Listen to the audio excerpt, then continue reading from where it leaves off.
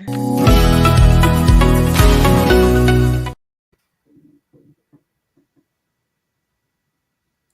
Hello, everyone, and welcome to another episode of Two Moms and Some Labels.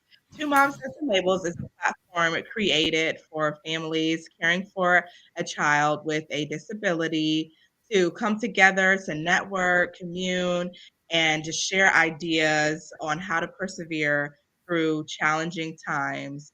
My name is Brittany. I'm Nicole. And And I'm we have, Joanne. yes, we have a guest, Joanne, here with us today. And Yay. so today we are just discussing how to be inclusive in the community with different activities. Like summer is coming up, especially. And for us parents that have children with special needs, it can always be so difficult. Like we're scrambling, like, where can we send our child? Where can they go? What activities are there for them to do? What can they do that will be inclusive to them and accessible? So we definitely are going to get into that on this episode and talk about how we can be inclusive in the community and in different aspects. So Joanne is here from Ability Works, and she is going Ability Tree, and she's going to tell us all about the Ability Tree and how it is helping the community, what resources they have available, and just give us a little background information.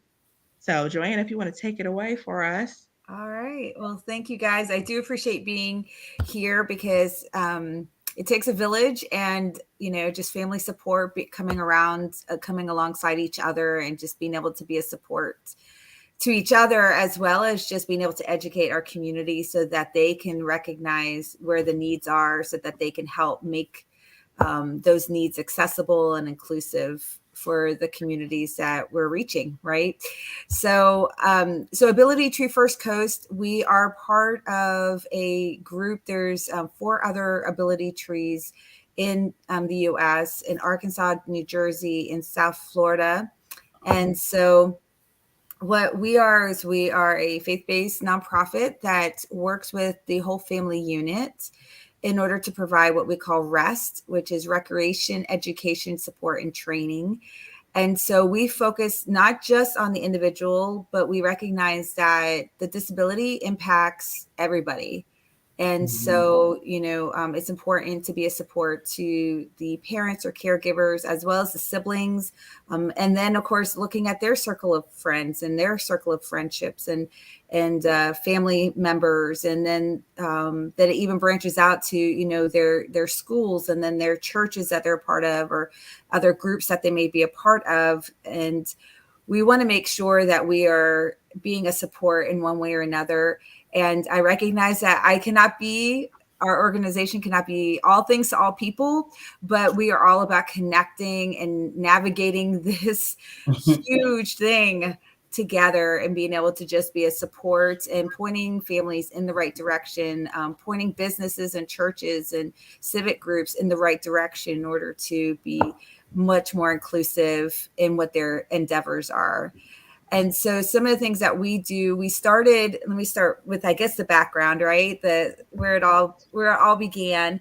And I myself am a special needs mom. I have now a 14-year-old with Down syndrome and ADHD. And I have also a almost 20-year-old that has ADHD and anxiety. And so my world has been pretty submerged into working with the disability community, just personally, but then also professionally. I have a background in case management and social work. So it's always been my passion to advocate and to be a resource, to be a support and connect people with resources that are out there. And so when my son was born, we were living in Jacksonville, so we had a lot of supports available, and the resources were much more readily readily available for us. And then when we moved to St. Johns County to St. Augustine, we found that the supports when he was about 4 or 5 years old was much more limited. I will say from then to now, we've seen growth, which is fantastic. But at that time, there really wasn't anything. And I knew we certainly were not the only ones in this county that were faced with this. And so I went to my son's therapy center. He was getting physical, occupational, and speech therapies, as many families do. And I said, listen, y'all need to do something. We need to start something. And so I said, I would help if they could just, actually run it. And that's what we did. Our first summer, 8 summers ago, we started a camp. I said we have 2.5 kids because one of our little girls, the mom stayed with us the whole time, which is fine. If that's what, whatever was needed, that's how we were supporting. And so then the following year, it just became, okay, Joanne, this is your baby. Here you go. And so then I just took it and just slowly been cultivating and developing and establishing relationships with our school district and with people in our community who have a passion for seeing our families being supported. And then just one thing after another. And really was grassroots of just families talking to other families. And that's kind of what we do. We get into our group chats and we get into our different groups and say, okay, what's out there and what can we get? How can I get connected and get the supports that I need? And so that's where I was at, is just like putting it out there saying, hey guys, this is what we have. And so after, 1 or 2 summers of that, I would always get the families saying, so what's next? And there wasn't anything next. It was like, I'll see you next summer. That's what we have. And because I was still working full time while I was running the camp.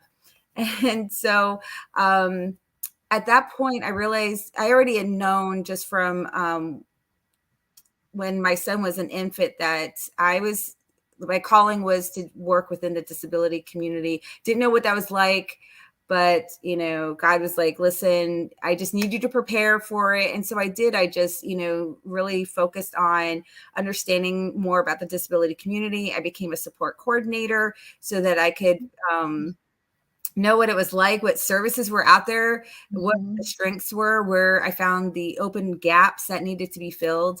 And because I'm one that works smarter, not harder.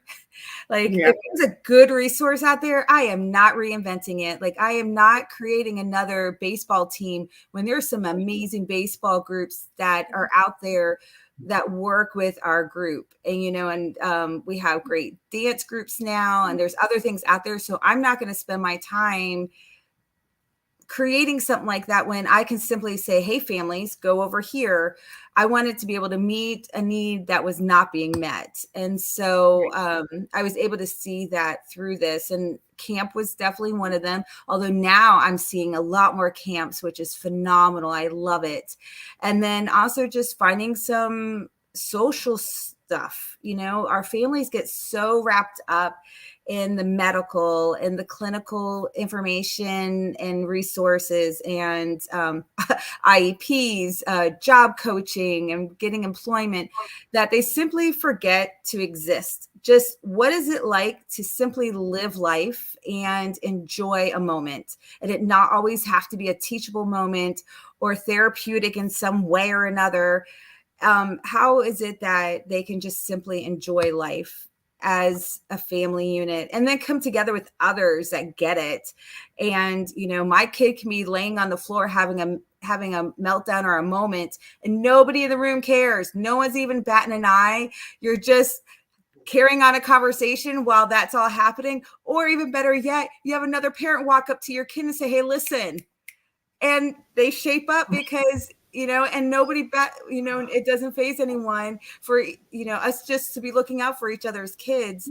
And so that is the kind of atmosphere we want to be able to set for our families. So we do socials now throughout the year. I reached out to Ability Tree. Their main office was at that time in Arkansas. They've now relocated to South Florida. But I reached out to them and I said, hey, listen, can you mentor me? I want to be able to do more for our community here. And they said, we actually feel that it's time for us to branch out and we would love to establish one. You make it your own. Like, you make sure that you're meeting the needs of your community, but you can do it under our covering. And so that's what happened 5 years ago. And so since then, we've been just moving along, trucking along, doing different programs. We have some things that we do for kids that allows families to just, parents to drop off the kids and the siblings with us. Oh, wow. So parents can actually truly get a break for a little bit. We get to have a blast with the kids, and then they get to have a moment. And then we do that even for our youth and adults, where they get to drop off their teens or their adults with us. We get to have some sort of social party type thing while the parents once again get to go have a break for a little bit. And then we do family socials where we now get everyone together and like socializing. And then something like what happened this last weekend when we do community events, that is even on a grander scale of us being able to open up something to the entire community. All of Northeast Florida was invited to be out to this. And so it was for the general public and the disability community to come together in one activity and be able to just be a part of each other's lives and just being able to enjoy each other's company and, being able to connect and helping our families to be able to see you can be a part of your community, and us being able to establish that for them. So with the like respite or the social outings that you were talking about, so is this something that is for all disabilities, or are parents that have children that have medical needs, are they able to bring their kids, like say they have a feeding tube or something, or is there a medical staff available? We're working on that. We do have a nurse that we try to make sure is at our different events where parents are dropping off their children. We have been working on getting that. I'm still working on trying to get into some of the medical fields so that we can get volunteers that would be willing to come out and be able to properly take care of the needs of those that have medical complexities. What we tend to find is that we have a lot of individuals with intellectual and developmental disabilities, sensory disabilities, physical disabilities that will come out to this. But as I mentioned to you beforehand, it's really, if you feel comfortable coming here, it doesn't matter. We don't ask for a note from the doctor, saying what your diagnosis is. If you want to be a part of what we're doing, be a part of what we're doing. We just want to be a safe place for people to be able to enjoy being a part of it. So when and where is the social outing? When is that usually held, like for the parents to get a break, the respite hours, like the respite activity? So we do them at different times.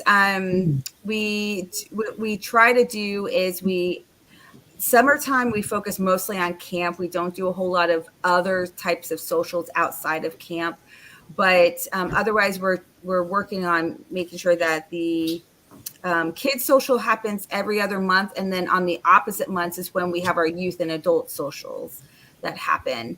And then we do at least 3 family socials a year. We do one in the spring, one kind of like midsummer, and then one in the fall.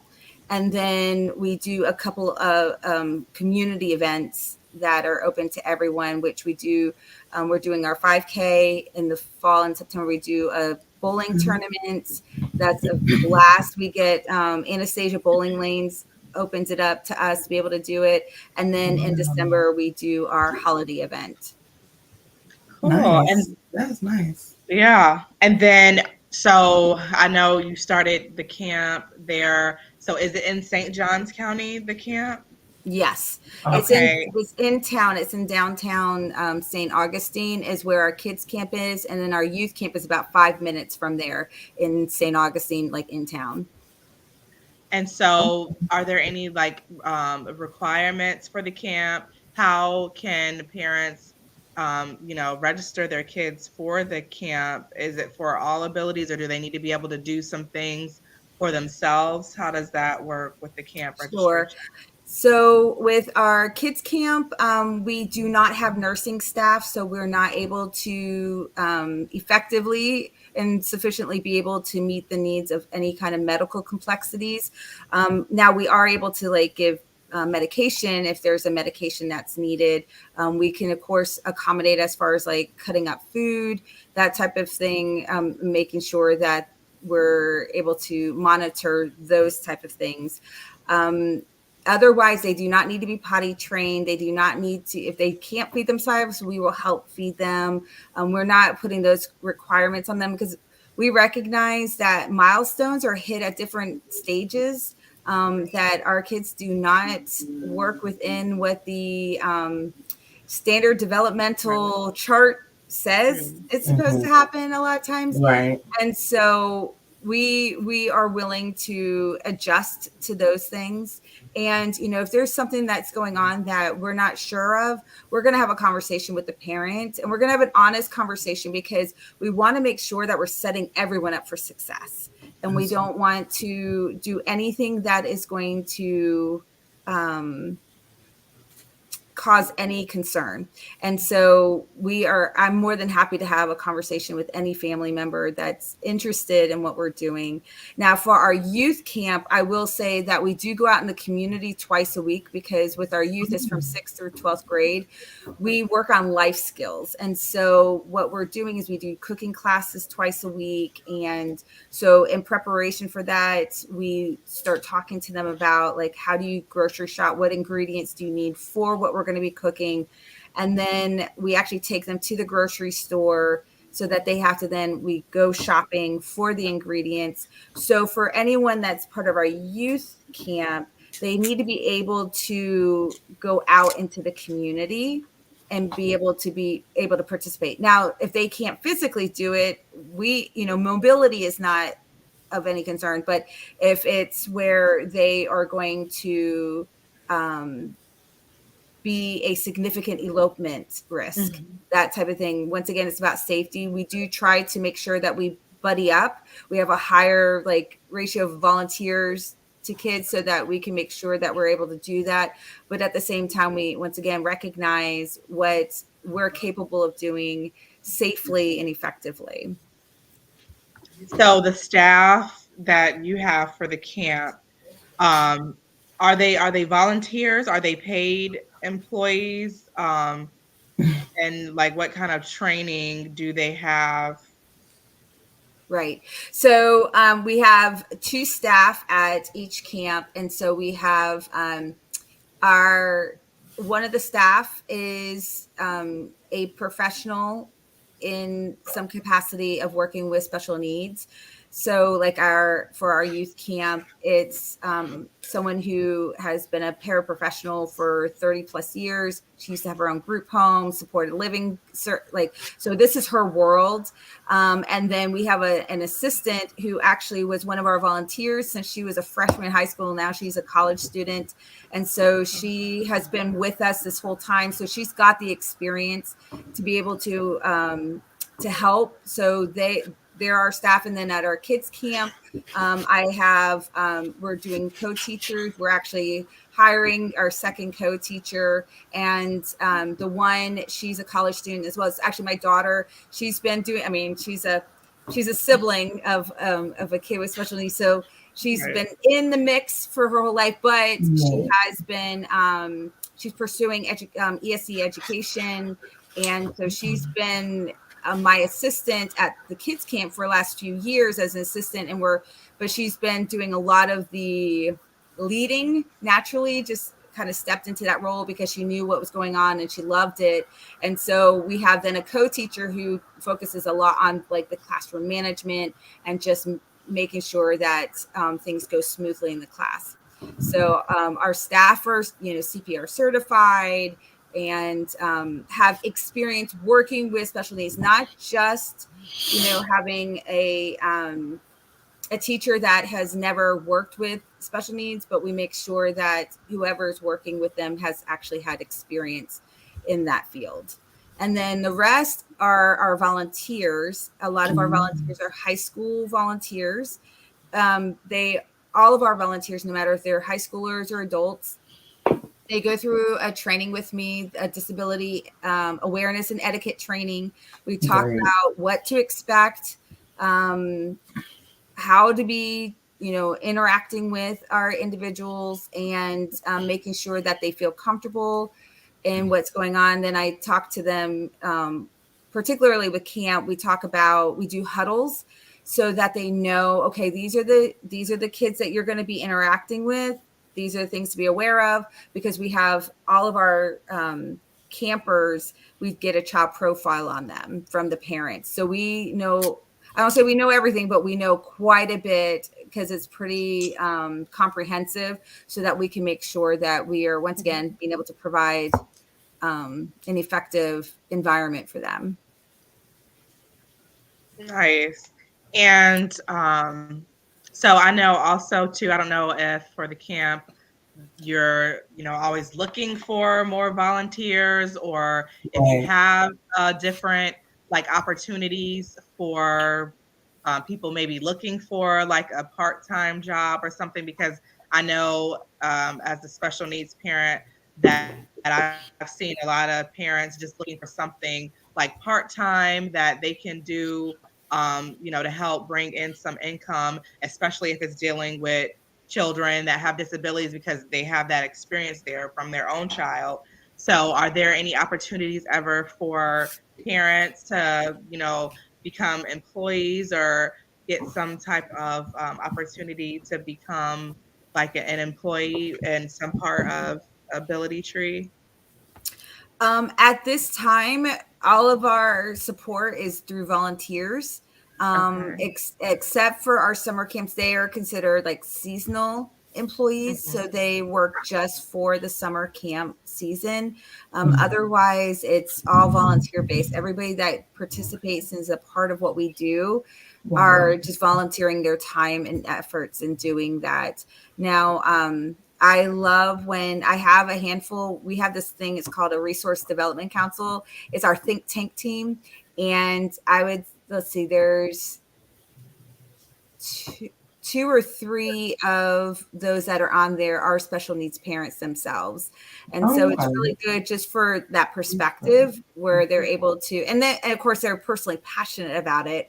So they're going to want to make sure that whatever we're doing is successful, because they recognize the incredible importance and value of it.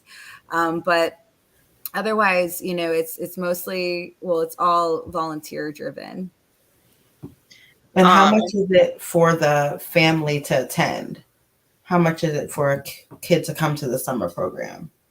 So for our summer camp for the kids, we call them MVPs, our individuals with disabilities. So our MVP rate for kids camp is 175 a week, and for the sibling, it's 150 a week. And Okay. so, because I Okay. recognize probably in year 2 or year 3 of our camp that we had a parent that was rushing to drop off their one kid with us and then get over to another part of town to drop off their other kid in order to get to work. And it was just a lot of chaos. I'm like, why are we doing that? No, if you want to drop everyone off at our place, we'll take care of everyone. And it's also just good for, it's good for our individual. It's good for the siblings to be able to hang out with other siblings who get it. And so, so that's for our kids camp. And then for our youth camp, it's $185 a week. And so we do offer scholarships. It's on a first come, first serve basis. It is predominantly based on income that we look at, but also situations in which, a family may need some sort of financial support. We're able to look at getting some donors to help offset and give a discount for the camp. So what's the ratio for like adult kid? So we try to make sure that it is about 1 to 3. Oh, okay, that's 1 to 3, good. 1 to 4, depending um, on the volunteer support that day. But pretty much we have it set up where it's pretty much like a 1 to 3, 1 to 4. And Okay. so, and then if some of the kids are much more capable of being independent, but somebody else needs a little bit more supports, then of course we are making sure that we are kind of adjusting the flow and the need that's there. We're Right. not able to provide one-on-one support because once again, we are volunteer driven. So we're not able to provide that one-on-one support, but we are able to provide pretty close to it if we're having to, be a support to anything that a child might be needing in any of the activities we're doing or any sort of activities of daily living that they're having to be able to do during the camp hours. We have someone that's helping. And we even have behavior therapists that are in the community that will come in. We allow them to come in and be a support as well for some of our kiddos that are going through some behavior services in order to just like learn some life skills that they need and being able to just kind of work together in order to make that happen. Because I mean, camp's pretty organic as far as an environment and natural environment for them to learn the skills they need in order to be successful. So Okay. And do they go on field trips and stuff? I know you said the grocery store, but like other type of yes. outings? Yeah. So our kids, we don't Mm. realize through COVID, they were perfectly fine just playing and having a good time, like not doing field trips. It was neither here nor there for them. And so we decided we're just going to allow them to have more just free play time, which is actually great for working on natural social skills. And so we do a lot of just working on social skills during those moments. For our youth Okay. camp, we do 2 outings a week. We do our grocery shopping on one day for preparing for our cooking classes. And then on the second field trip of the week, it's usually just something fun. I try to be creative and think outside the box and not necessarily do the things where there's going to be masses of people. Right. While some of the things that go on in our community are amazing, like the alligator farm, the St. Augustine Lighthouse, these are fantastic field trip opportunities. But some of the things that I look at is connecting with one of our local fitness centers that has a fantastic space, and we go there and we do dancing. And they Mm. the Oh, dancing is that's like almost cute. like an aerobics, Yeah. Zumba, kind of all that mixed together that they do with I'm our kids. fine. Yeah. And so we do Fine. that as a field trip because it's adaptable. All of our kids can get involved and be a part of that. And we do some other things as well that is much more tailored to our group. And I make sure that whatever we're doing, that the receiving end are able to accommodate and are willing to be flexible with where our kids are at. Yeah. And so, also like turning the wheel a little bit because Ability Tree is faith based driven. Um, as far as that and implementing inclusion into the church programs, um, are there any churches um, that you know of that have a special needs program? And if not, how can they go about getting more information on how to be able to start being more inclusive and just setting the atmosphere for those families that are looking for a safe space where their child can come and also be included and welcomed into this church atmosphere. Right, right. Well, yeah, I got to say, it's a lot of times, and once again, I mentioned this to you before we went live, but I think sometimes churches get a little nervous when they think about we have to put on an actual program, and sometimes leadership find it a daunting task to put on an actual program. Well, really not even just for special needs families, but for really any program. It's it can be a beast of a project to take on and make it successful at, especially when they're trying to strive for excellence. They're, wanting it to be successful. And so a lot of times it's just like it's just easier to say we just can't meet those needs, not realizing that it's not about a program. It's about having a culture within your church of acceptance and inclusion. It's a matter of saying that you can come sit next to me in the pew and we're going to worship together. And you may be a little louder than what I am when I'm worshiping, but that's okay because you're expressing, your worship to God, and that's okay.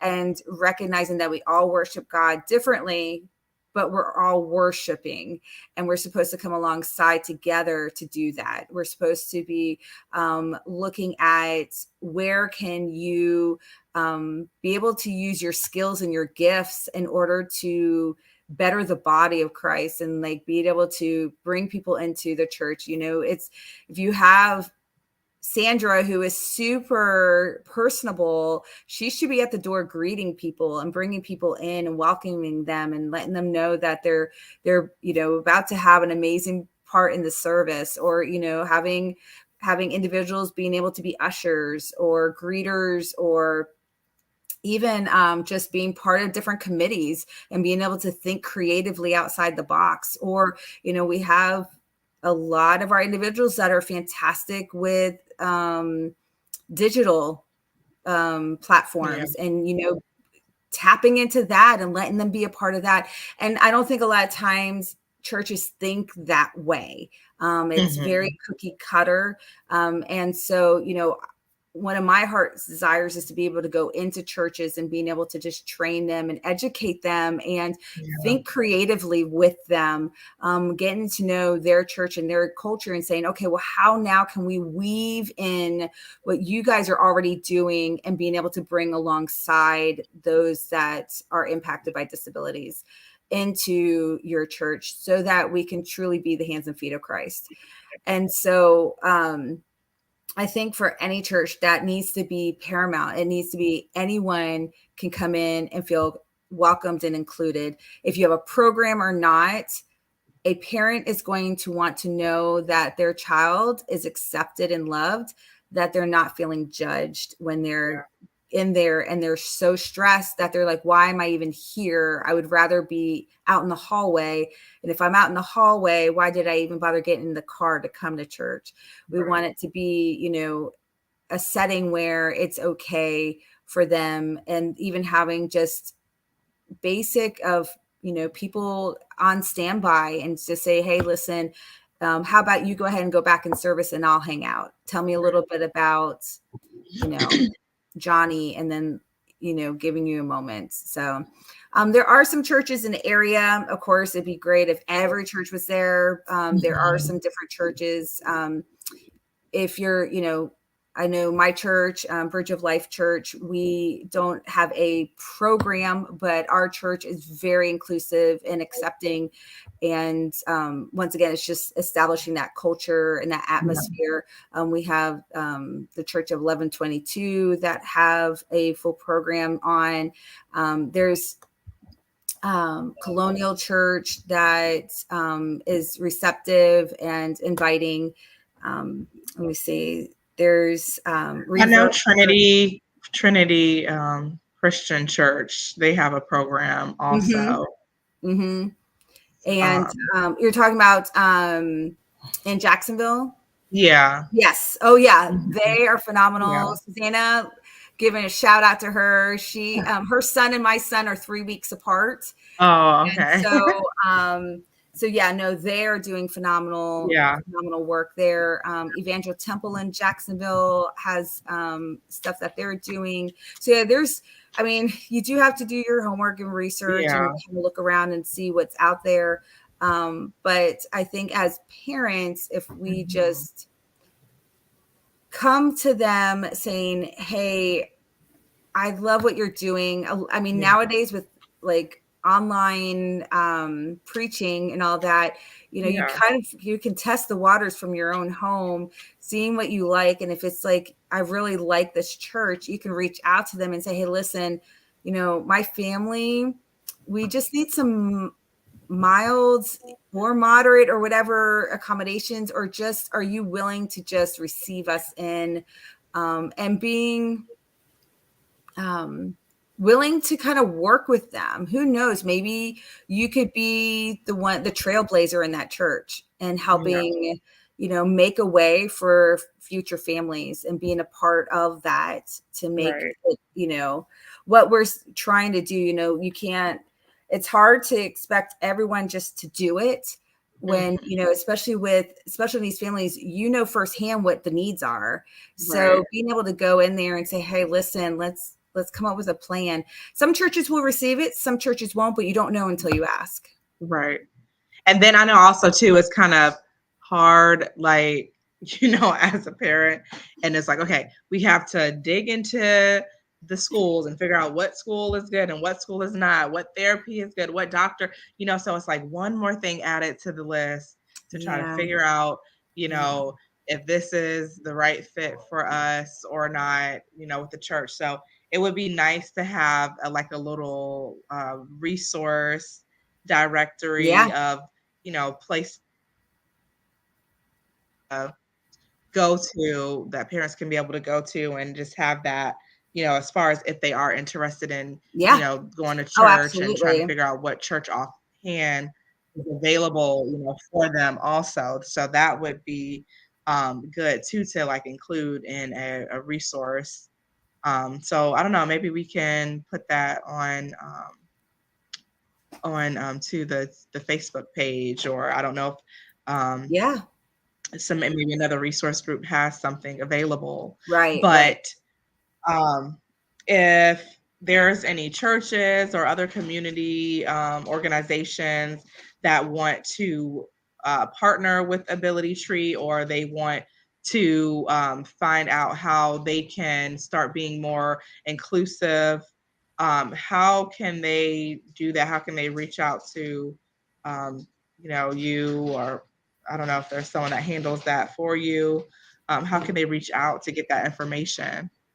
Sure. Well, I mean, there's a few different ways. If you just want to find out more about us and kind of see what we're doing, of course, you can go on our website, which is abilitytreefc.org, and that's FC for First Coast. So abilitytreefc.org, and you want to make sure you include the FC because of the other ability trees. And then, of course, you can always give us a call, and our number is 904-494-8583. And then you can also email us, and you can email it info@abilitytreefc.org. And then what if somebody wants to volunteer for the summer camp, or if they want to register their child for the camp? Is the camp full? Are the spaces filled already? Or Our kids camp's full, and our youth camp, we have probably one or two more spots each week that are open. And it's not, campers can come just for 1 week, or they can come all summer. They're not obligated to any particular like block of time. It's based on what their needs are. And so, so you may see on our registration that week 1 is full, but the others are not. It's, just week to week kind of a thing. And so if they want to, I would suggest going to our website. Our website's pretty comprehensive, and you can just look in the menu tab under programs. You'll find all of our different programs, our camps, our socials, those type of things. If you want to volunteer, once again, you can go onto our website and look at Get Involved, and you'll see volunteer, a volunteer application, apply to be a volunteer. If you want to subscribe to our contact list, this is a great way for families to stay connected and know what we're doing. And so once again, on our menu bar, it says subscribe. On there, it says, what kind of best describes you. And you can say, I'm a special needs family. I'm a volunteer or interested in volunteering. I'm just a community person interested. I'm an educational professional. There's different things, and they can then subscribe. And then what happens is that they will get emails. We don't spam. I don't just inundate inboxes. But I do put out when we're doing different events. A lot of times what I'll do is if you're on our parent contact list, our family contact list, I open it up to our families first and say, hey, we have this event. I'm giving you guys 1 week to register, and then I'm opening it up to everybody else and putting it out there on social media. So it gives everyone the opportunity to get first dibs on getting onto that. And if we fill up, then I don't promote it. But if it doesn't fill up and the time expires, then I go ahead and I put it out there on social media, on different sites and different ways of promoting it for people to get involved. So that's a really good way to stay connected, is through that subscribe. And then even for our community contacts, by subscribing, we send out a monthly connectability newsletter that just lets you know what's going on. It educates. We always try to put something that's in there that's a hot topic or something just to stay connected to information about the disability community. And does registration for the camps typically start at a certain time? So like for next year, when should parents be looking for registration to open so they, can have Yeah, absolutely. Yeah. So what we usually do is I try to make sure it's by April 1st. I usually it used to be, I wouldn't get much traction or people calling or reaching out until about May. And now I'm getting calls like right after Christmas break. Like, so when are you open it? When are you opening it? It's like, almost like, are we there yet? Are we there yet? Like, we're opening in the spring. So the March 1st comes around. Like, cause I'll just say spring because I'm still kind of planning and just making sure we get things. So March 1st rolls around and I'm like getting emails and calls like, is it open yet? Is it open yet? Is it open yet?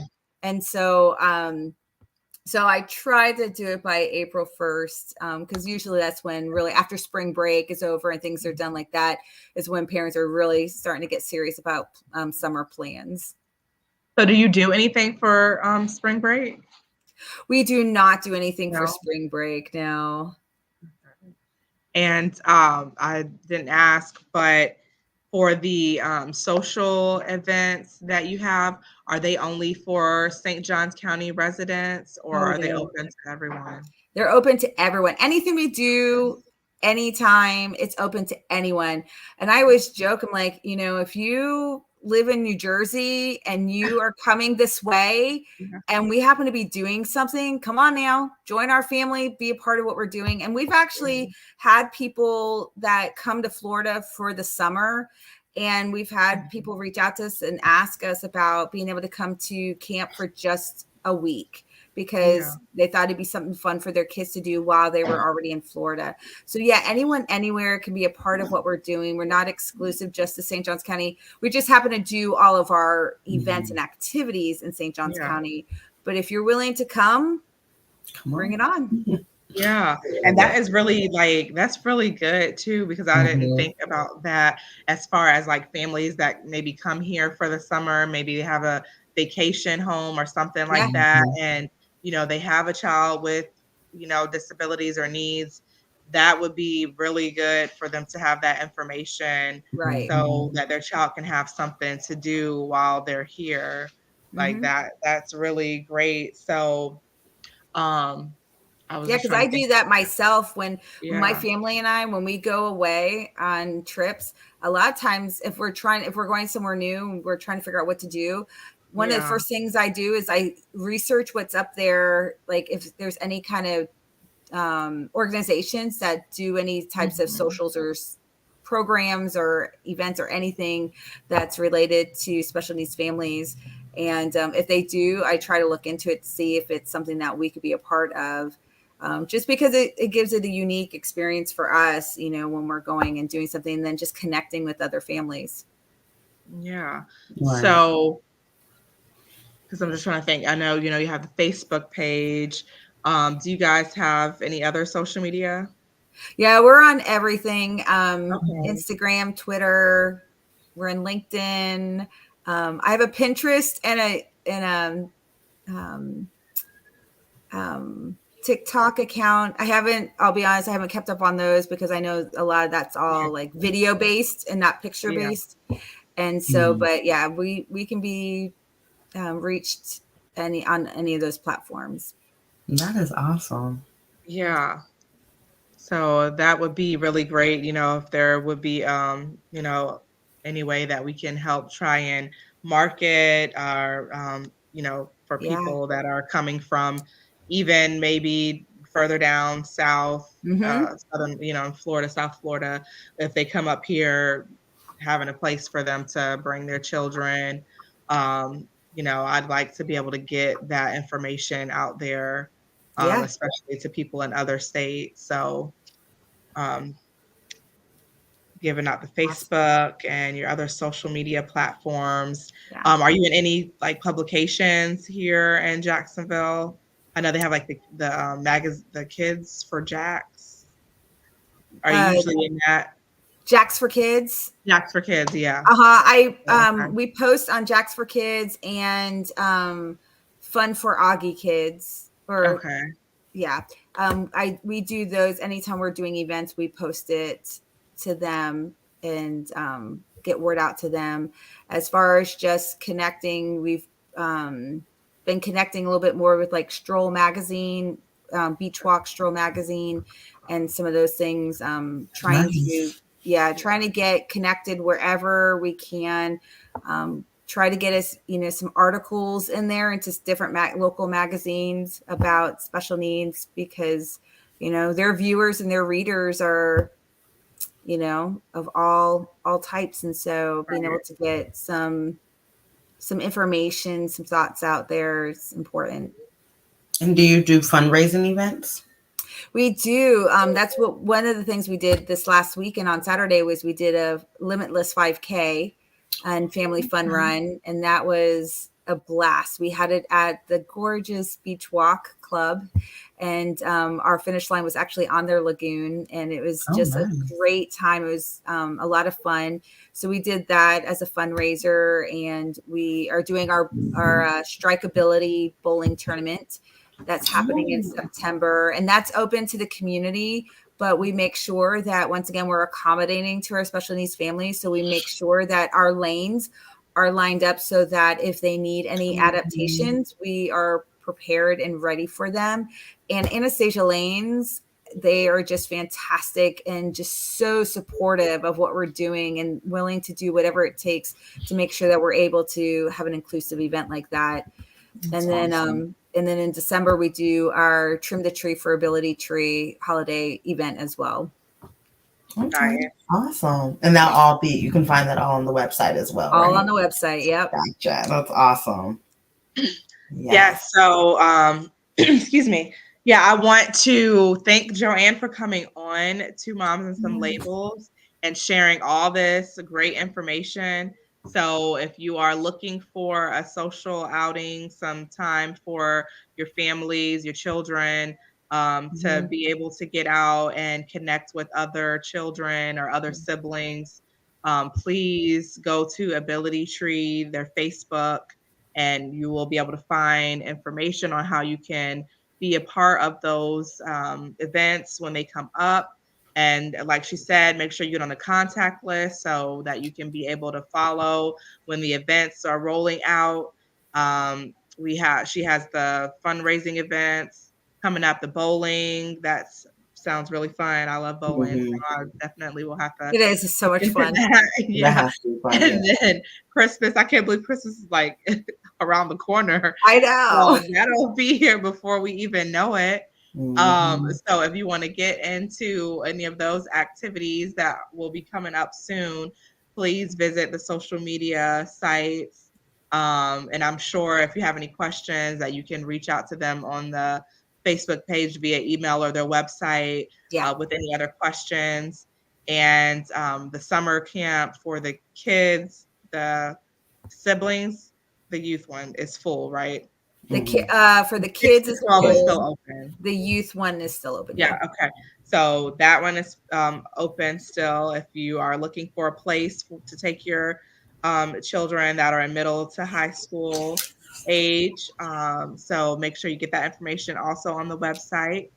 And I'm so happy that Joanne was able to come on here and share all this information with us and let us know that there are things in the community for our children to be able to be a part of, and our families to get together and socialize and connect with one another. And again, like Two Moms and Some Labels, we're just trying to build resources and learn from each other. So this is what Ability Tree is doing for the community. So please, please support. If you want to volunteer some time, if you want to donate, go ahead to the website also. And thank you so much again for taking the time to come with us on Two Moms and Some Labels. So I hope that you guys were able to get some information tonight. I will post the links to everything on our Facebook page so that you can go on there and take a look at everything that they have on Ability Tree's website also. And again, thank you all for joining. And you can catch us on Facebook, YouTube, and Spotify, Two Moms and Some Labels. And until next time, we will see you all. Thank you so much. All right, we're out. Bye. Bye. Bye. Thank you. Thank you.